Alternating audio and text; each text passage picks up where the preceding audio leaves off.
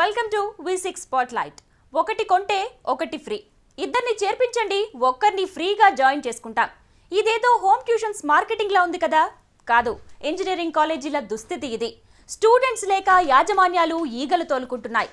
Counselling process మొదలై నెలలు గడుస్తున్నా సీట్లు మాత్రం ఫిలప్ కావటం లేదు. ఇంతకీ ఇంజనీరింగ్ కు ఎందుకు ఈ దుస్థితి? లోపం చదువుదా లేక చదువులు చెప్పేవాళ్లదా? అసలు ఇంజనీరింగ్ ఏమైంది? ఏపీలో క్రాస్ రోడ్లో నిలబడ్డ ఇంజనీరింగ్ విద్యపై V6 స్పాట్లైట్. ఆన్లైన్లో అప్లికేషన్ ప్రక్రియ ముగిసింది. కౌన్సిలింగ్ ప్రక్రియ మొదలైంది. అయినా 1,00,000కు పైగా సీట్లు మిగిలిపోయాయి. అసలు ఇవి ఫిలప్ అవుతాయో లేదో తెలీదు. ఇన్నాళ్ళు సీట్లు ఇచ్చేందుకు స్టూడెంట్స్ని కౌన్సిలింగ్ చేసేవి యాజమాన్యాలు. ఇప్పుడు కాలేజీలనే స్టూడెంట్స్, పేరెంట్స్ కౌన్సిలింగ్ చేస్తున్నారు. అంతలా దిగజారిపోయాయి రాష్ట్రంలో ఇంజనీరింగ్ కాలేజీలు. ఎందుకు ఈ పరిస్థితి? సీట్ల భర్తీలో ఎందుకు ఈ దుస్థితి? ఇది పరిస్థితి. రాష్ట్రంలో ఇంజనీరింగ్ విద్యా ప్రమాణాలు పడిపోయాయి. నాణ్యత లేని విద్య, కనీస ప్రమాణాలు లేని కాలేజీలతో స్టేట్లో ఇంజనీరింగ్ విద్యకు నూకలు చెల్లే రోజులొచ్చాయి.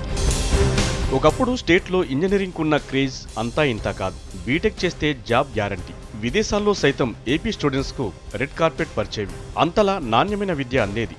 జస్ట్ బీటెక్ కంప్లీట్ చేస్తే చాలు, లైఫ్ సెటిల్ అయినట్టేనన్న స్టూడెంట్స్, పేరెంట్స్ కలలు కనేవాళ్ళు. దానికోసం లక్షలు అప్పులు చేసి మరీ చదివించేవాళ్ళు. కానీ ఇప్పుడు పరిస్థితి పూర్తిగా మారిపోయింది. బీటెక్ బదులు BA డిగ్రీ చేతిలో ఉంటే చాలన్న రోజులొచ్చాయి.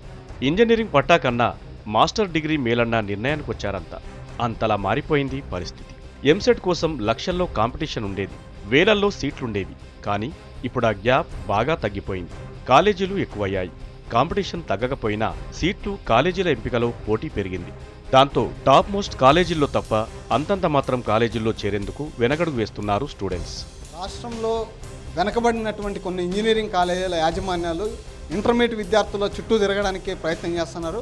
వాళ్ళ యొక్క అప్లికేషన్లు విద్యార్థులు ఎంసెట్కి ఎన్రోల్ చేసుకోవడానికి ఈ యాజమాన్యాలే వాళ్ళ ఫీజులు కూడా కట్టి ఈరోజు అడ్మిషన్లు దొంగచాటున బల్క్గా ఈరోజు అప్లై చేయడానికి ప్రయత్నాలు జరుగుతున్నాయి. ఇప్పటికే కొన్ని నెల్లూరు జిల్లాలో కొన్ని కాలేజీల యాజమాన్యాలు విద్యార్థుల యొక్క జూనియర్ కాలేజీలకు వెళ్ళి వాళ్ళ అప్లికేషన్లు వీళ్ళే తీసుకొని వాళ్ళ ఫీజు కూడా ఈ ప్రైవేట్ ఇంజనీరింగ్ కాలేజీలే కట్టి ఈరోజు అక్రమంగా అడ్మిషన్లు పొందడానికి కొన్ని కాలేజీలు ప్రయత్నం చేస్తున్నాయి. ECE, IT, electronic and communications, mechanical, civil లాంటి కోర్సులు ట్రెండ్ సెట్టర్స్. కానీ ఇప్పుడు రాష్ట్రంలో ఉన్న ఇంజనీరింగ్ కాలేజీల్లో ఈ కోర్సులు ఏవి చేసినా బిచ్చమెత్తుకోవాల్సిందే అన్న పరిస్థితి నెలకొంది. కేవలం ఫీజు రియంబర్స్మెంట్ కోసమే ఈరోజు కోళ్లపారాల లాంటి కాలేజీలని తెరిచి నాసీ రకమైనటువంటి ఇంజనీరింగ్ విద్యను ఈరోజు విద్యార్థులకు అందిస్తున్నారు. కాబట్టే మొత్తం విద్యార్థుల్లో పాస్ పర్సంటేజ్ కనుక మనం పరిశీలన చేస్తే కేవలం 21% మాత్రమే విద్యార్థులు పాస్ అవుతూ ఉన్నారు. మిగతా వాళ్ళంతా కూడా ఫెయిల్ అయ్యి సబ్జెక్ట్ లాగే డ్రాప్ అవుట్ అవుతున్నటువంటి పరిస్థితి చూస్తూ ఉన్నాం. బీటెక్ విద్యార్థులతోటే ఈరోజు విద్యార్థులు చదువులు చెప్పిస్తున్నటువంటి పరిస్థితి కాబట్టి పూర్తిగా నాసీ రకం అయిపోయింది. సివిల్ ఇంజనీరింగ్ చేసిన వాళ్ళు ఇసుక, కంకర, సిమెంట్ లెక్కలు రాసుకునే సూపర్వైజర్లు అవుతున్నారు. కంప్యూటర్ సైన్స్ చేసిన వాళ్ళు కాల్ సెంటర్లలో కంప్యూటర్ ఆపరేటర్లుగా మారుతున్నారు. ఐటీ సర్టిఫికెట్ పొందిన వాళ్ళు హార్డ్వేర్ షాపులు పెట్టుకుని బతికేస్తున్నారు. ఒక్క మాటలో చెప్పాలంటే కోర్సు ఏదైనా 10,000 లోపు జీతాలకే పరిమితం. లక్షలు పోసి చదివితే వచ్చేది అత్యవసర ఉద్యోగాలన్నట్టు తయారైంది పరిస్థితి. ఎంటెక్ కంప్లీట్ అయిన వాళ్ళు, బీటెకే కాదు ఎంటెక్ కంప్లీట్ అయిన వాళ్ళకు కూడా కనీసం ఎక్కడ కూడా 9,000, 10,000 ఉద్యోగాలు కూడా దొరకడం లేదు.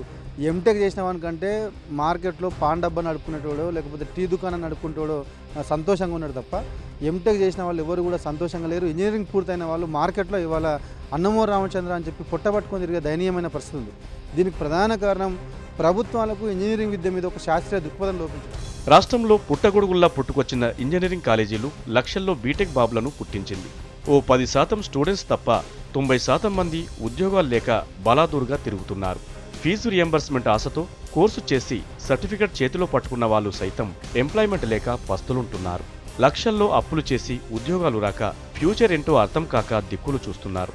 ఇక పిల్లల మీదే ప్రాణాలు పెట్టుకున్న తల్లిదండ్రులు వాళ్ళ ఫ్యూచర్ ఏంటో ఊహించుకుని కుమిలిపోతున్నారు.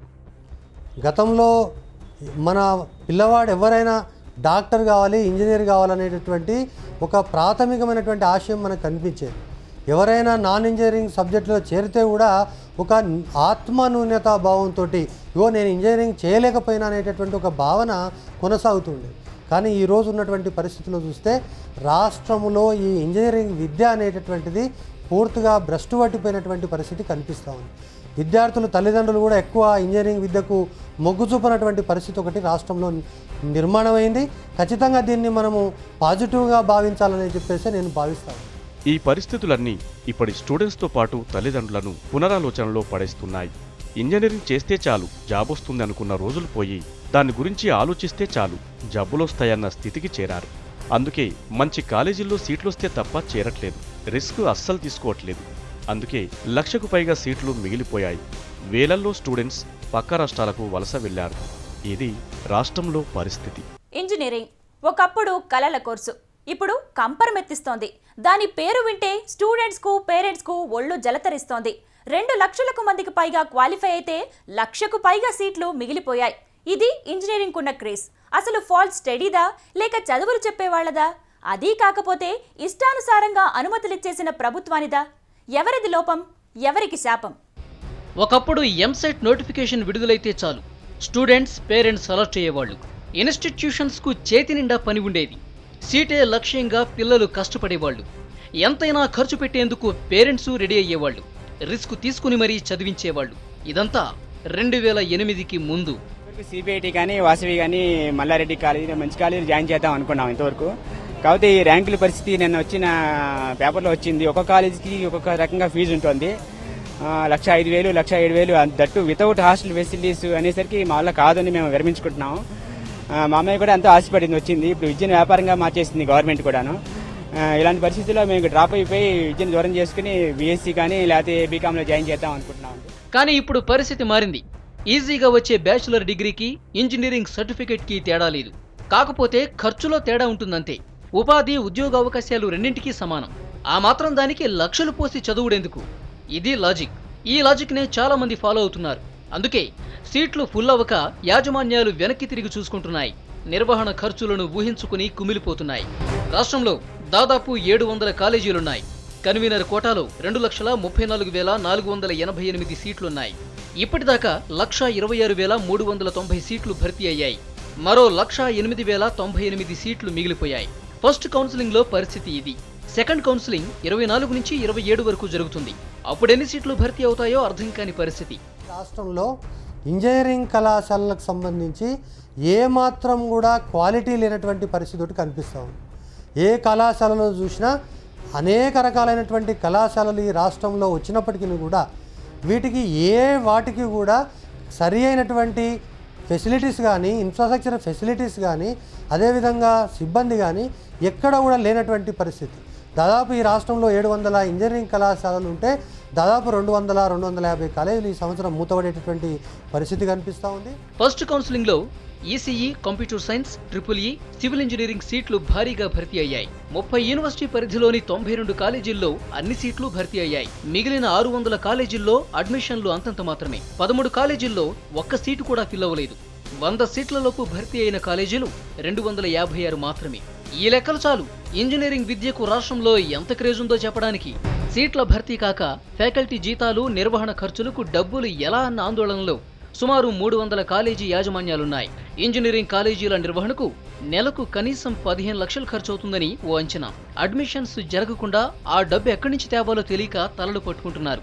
విద్యార్థులు లేకుండా ఫీజులు రావు, నిర్వహణ కూడా కష్టం. అందుకే సర్కారుకు ఈసారికి రిజిస్ట్రేషన్ క్యాన్సిల్ చేయమని అభ్యర్థించే అవకాశం ఉంది.